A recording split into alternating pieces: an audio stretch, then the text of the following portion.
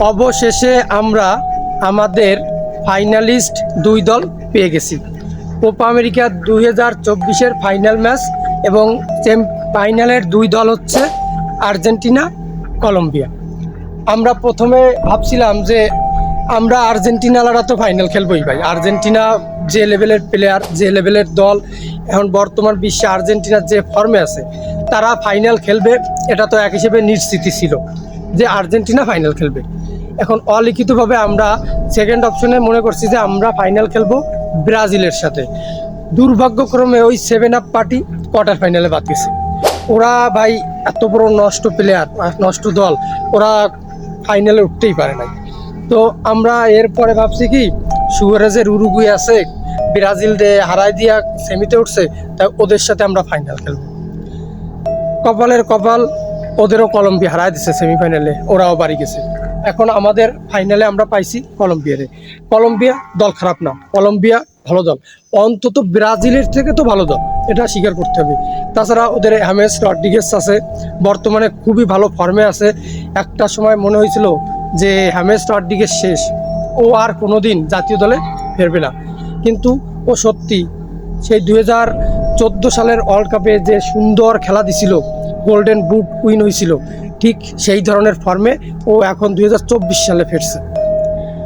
James রড্রিগেজকে তখন 2014 সালে ভালো খেলার পরে রিয়াল মাদ্রিদে কিনছিল, সেই হাইপ ছিল, বিশাল নাম কম ছিল, সেই কঠিন প্রতিভাবান একটা প্লেয়ার ছিল, কিন্তু আস্তে আস্তে সময়ের পরিক্রমায় বিলীন হয়ে গেল। তার কোনো অস্তিত্ব, তার কোনো খবর আমরা কোথাও পাচ্ছিলাম না। ভালো কোনো ক্লাবে ছিল না।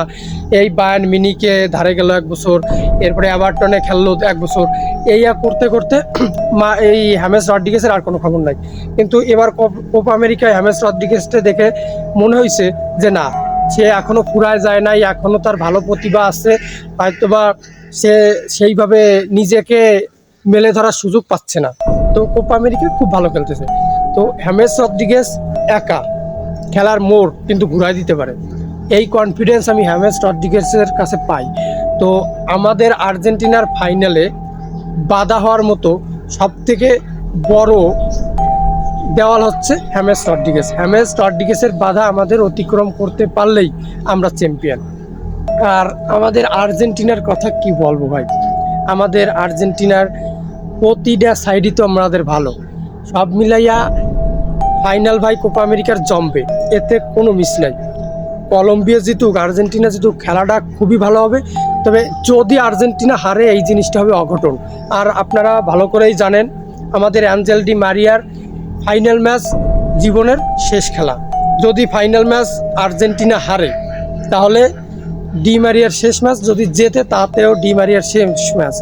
আমাদের ডি মারিয়া এমন একটা প্লেয়ার, আমরা 2বার চ্যাম্পিয়ন হয়েছি। কোপা আমেরিকায় প্রথম যেবার চ্যাম্পিয়ন হই, একমাত্র গোল করছে আমাদের অ্যাঞ্জেল ডি মারিয়া।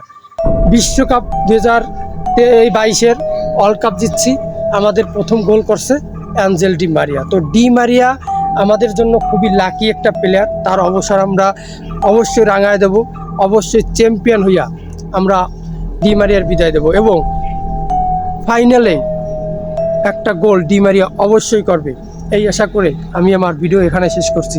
চ্যানেলে নতুন হয়ে থাকলে সাবস্ক্রাইব করুন, বেল নোটিফিকেশনটা অল করুন। দেখা হবে নেক্সট কোনো ভিডিওতে।